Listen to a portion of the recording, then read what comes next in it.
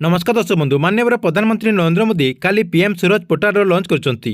तेबे जनसाधारण निश्चित भाव भावुथिबे जे प्रधानमंत्री नरेंद्र मोदी जो एई पोर्टालटी लॉन्च करछंती एई पोर्टालटी कोन एवं एई पोर्टाल रे कोन सब लाभ मिलिबो एवं केउ माने यार लाभ पाई परिबे पूरा डिटेल एई वीडियो माध्यम रे आपण माने जानि परिबे। सेति पय वीडियोटी को शेष पर्यंत देखंतु। ता पूर्व वीडियो को गोटे लाइक कर दियंतु एवं जो माने मो चैनल को नुआ आस्थिबे चैनल को सब्सक्राइब करी पाखरे थिबा बेल आइकन को क्लिक करके ऑल नोटिफिकेशन ऑन कर दियंतु।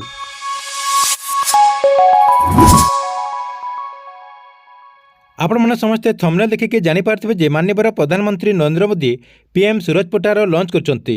तेबे एई पीएम सूरज पोर्टालटी कोन एवं केउ माने लाभ पाई परिबे एवं एने कोन अपडेट होछि देखंतु। प्रथम देखंतु सरकार तरफ जो पीएम सूरज पोर्टालटी लॉन्च करा जायछि एई पीएम सूरज पोर्टालटी कोन।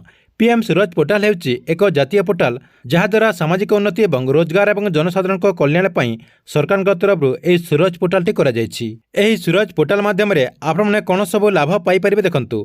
एही सूरज पोर्टाल माध्यम रे ऋण सहायता अनुमोदन करा जिवो। एहा सहित योग्य हिताधिकारी को ऋण मध्य सुविधा रे जोगाई दिया जिवो।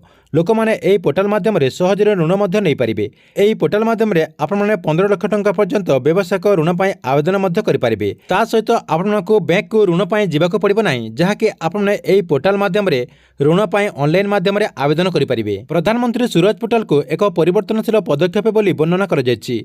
यार उद्देश्य होछि समाजर सबुठारो वंचित विभाग को उन्नति एवं सशक्ति करिबा। एही पीएम सूरज पोर्टाल माध्यम रे नूतन व्यवसायिक सृष्टि मध्य हेबो। केंद्र सरकार तरफ जो एही पोर्टालटी लॉन्च करा जायछि एही पोर्टाल माध्यम रे बहु संख्यक लोक उपकृत हेई परिबे बोली आशा करा जाउछि। प्रधानमंत्री सूरज पोर्टाल अधीन रे योग्य लोकंको बैंक अण बैंक आर्थिक कंपनी माइक्रो फाइनान्स प्रतिष्ठान एवं अन्य संस्था माध्यम रे ऋण प्रदान करा जिवो। एथिला प्रधानमंत्री सूरज पोर्टाल को नै बहुत बड़ अपडेट।